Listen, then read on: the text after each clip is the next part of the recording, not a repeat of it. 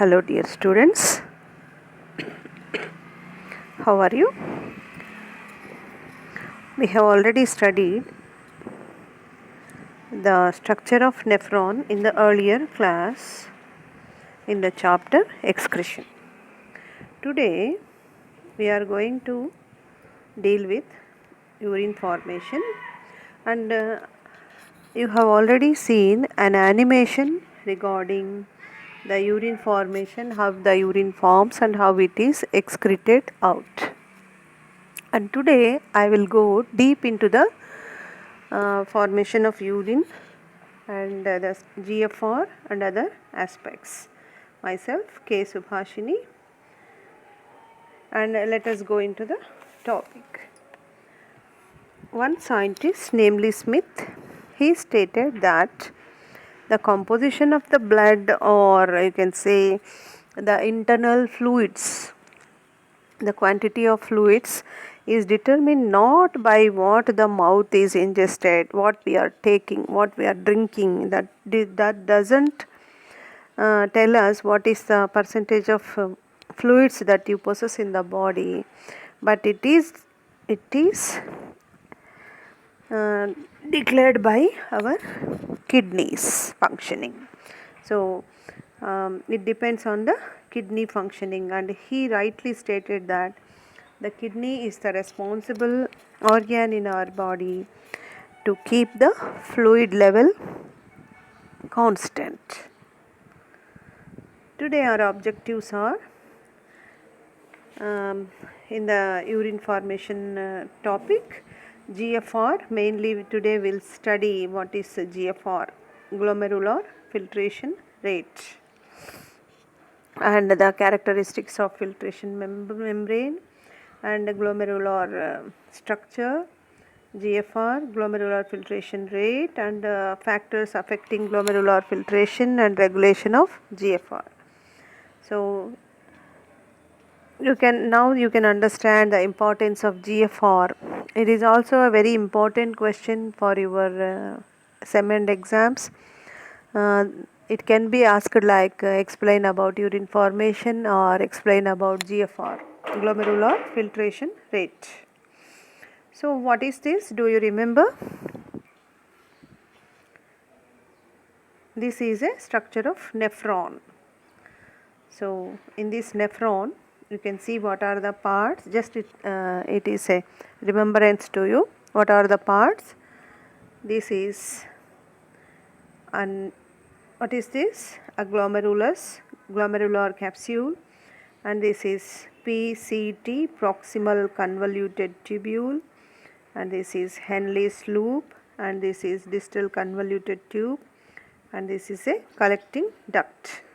So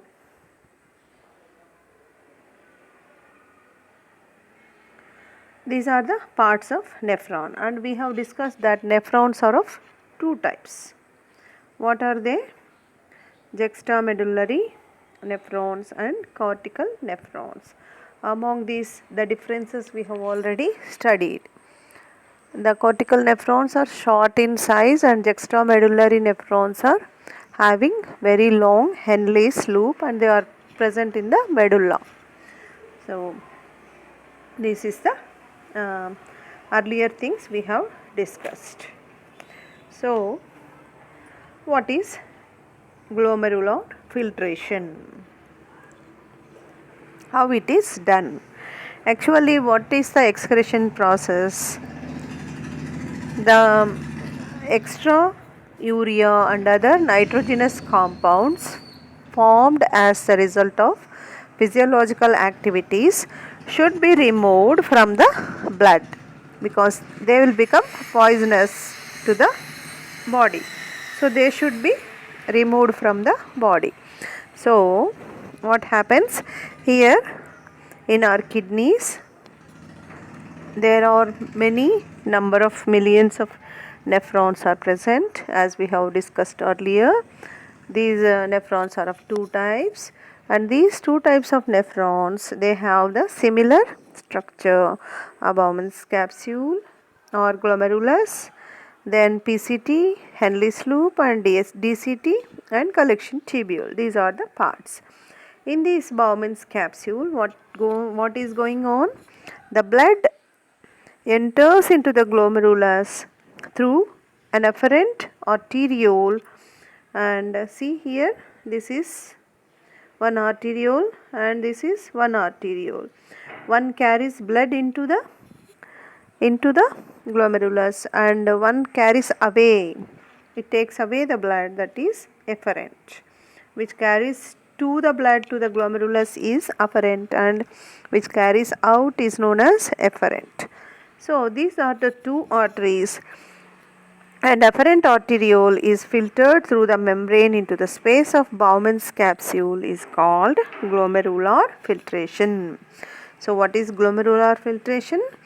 The blood that enters the glomerulus through the afferent arteriole is filtered through a membrane into the space of Bowman's capsule is called glomerular filtration. So here you can write a definition also. What is GFR? On the average, 21% of the blood pumped by the heart each minute. So per minute, what is the percentage of blood is pumping? In that, at least 21% of blood is pumped to the kidneys. And in this, about 20% of the plasma that enters the glomerulus is filtered. The lumen of the glomerular capillaries is smaller than the lumen of the afferent arteriole. What is the lumen? It is the space present in the glomerular capillaries, and it is smaller than the afferent arteriole. So what happens here? The lumen of the outgoing efferent arteriole is twice as small as the afferent arteriole. So efferent means outgoing, afferent means incoming. So outgoing efferent arteriole is very small when compared to the afferent arteriole. Then what happens? Consequently, the blood is forced to flow through a glomerular capillaries under high pressure. Then what happens? Because of this high pressure in this glomerulus, filtration occurs as the pressure exerted the fluid, and it is called hydrostatic pressure. It is normally ranges from 55 millimeters of mercury Hg. So this fluid from the blood it flows into the lumen of the Bowman's capsule, and here the blood colloid osmotic pressure is nearly 30 mmHg, and it is exerted by proteins present in the plasma of glomerular blood and hydrostatic pressure in the Bowman's capsule. So the net filtration pressure is 10 mm. 10 mm, that is responsible for the ultrafiltration and the blood components of the fluid components of the blood to be squeezed out to the glomerulus into the Bowman's capsule. So because of this pressure, what is the total GFR? It is actually very high, 180 liters per day urine is formed because of this GFR. So the GFR rate is 180 liters per day. Do we actually excrete this much of 180 liters urine? No. It is again reabsorption is taking place. That is, we call it as tubular reabsorption. So here what happens?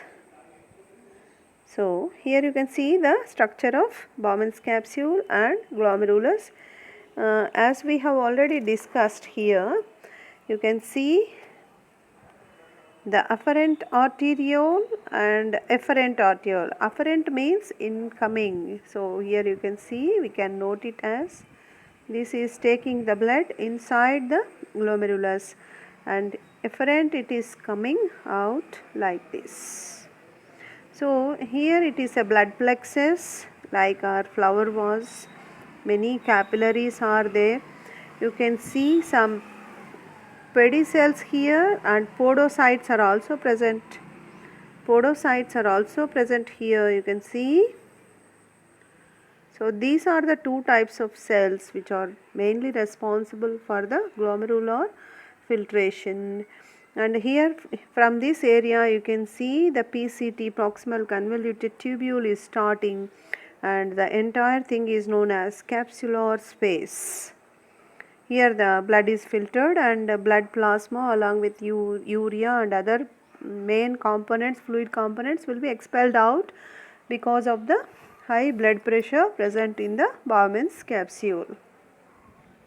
So this is the structure, and here you can observe some cells like juxtamedullary, juxtaglomerular cells.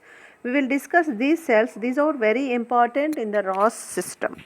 So you just remember these cells. We will discuss about these cells later in the RAS system.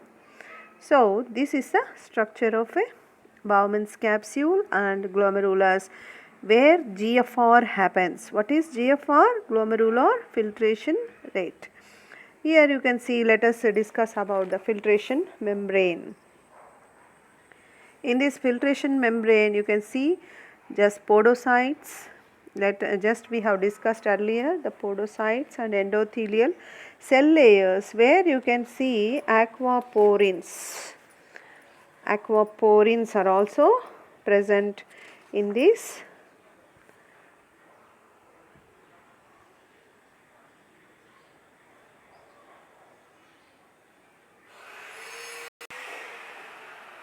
So in this glomerulus, what we can see, these are the structures we can able to see. Among these, podocytes and PD cells are very important in the GFR, and in this glomerulus we can see aquaporins also. These are the aquaporins, are water channels which allow rapid and selective diffusion of water molecules across the cell membrane, and these are present in this endothelial cell layer. These aquaporins are very important for your exam, and these are of 12 aquaporins are present, and these aquaporins were first described by Peter Ager, a scientist named Peter Ager, and he got 2000 Nobel Prize in 2003 also for discovery of these aquaporins in our kidneys, in our glomerulus, in our Bowman's capsule. These aquaporins are very important in the formation of urine. So here you can see the electronic photograph of a glomerulus, and the capillaries, the blood vessels, capillaries, which are very small than our hair. You know that they are known as capillaries, and here you can see the electronic microscopic photograph of a glomerulus. So let us discuss in detail of the GFR. And here what happens, through the afferent arteriole the blood flows inside, and from the parietal layer of glomerular capsules, what happens, the entire blood is filtered and squeezed out. The fluid components are thrown into the Bowman's capsule. Then what happens, here you can see the capillary loop of also podocytes covering the glomerular capillary loops. Then in this you can see this is a glomerular membrane electron microscope photograph. Here you can see the epithelial floor, and this is a food process where you can see the endothelial cell pores, we can call them as aquaporins. And let us see these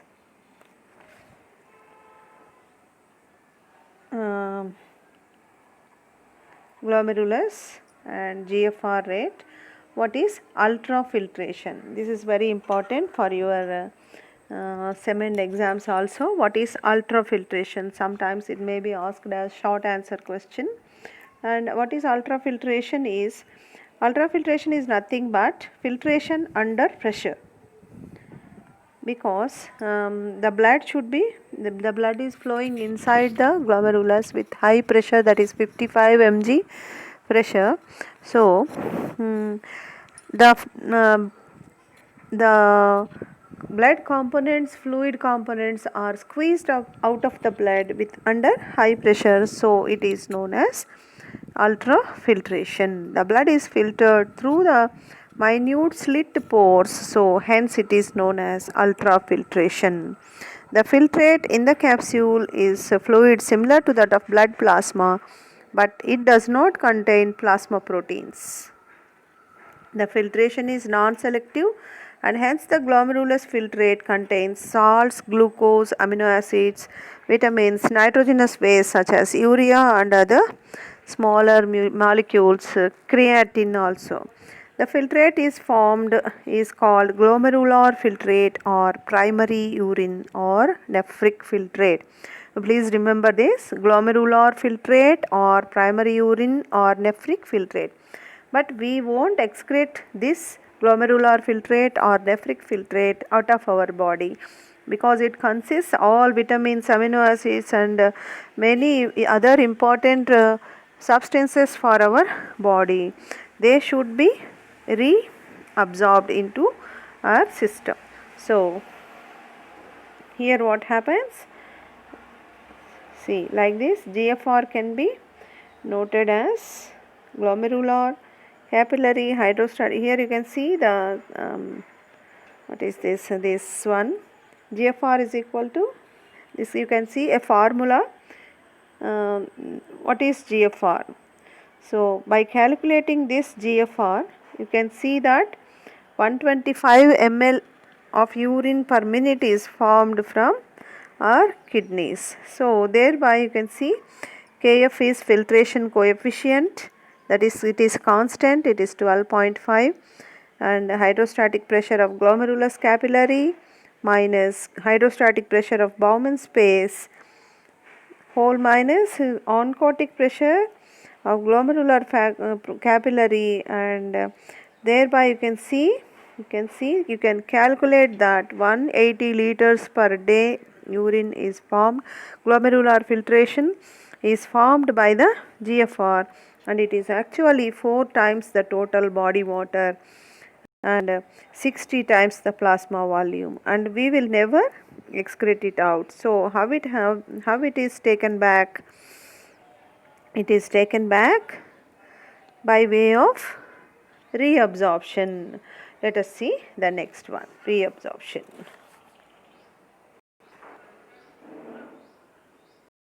So in this class what we have discussed here is the GFR and starting point of urine formation, what is the pressure present in the glomerulus, and what is the internal structure of Bowman's capsule, what is ultrafiltration we have studied in this class, and next we will study what is the reabsorption point and what is how the urine is excreted out from the distal convoluted tube. Then we will see counter current mechanism also in the next class. Okay ma, if you have any doubts please ask me through a message, and one important point is you have to write the notes and submit me through a message, through a WhatsApp message you can submit me, and you have to write. It is a must and should because most of you doesn't have any material or textbooks at your home. So based on this lecture and these PPTs you must write a notes and send me through a WhatsApp message. Okay ma, thank you.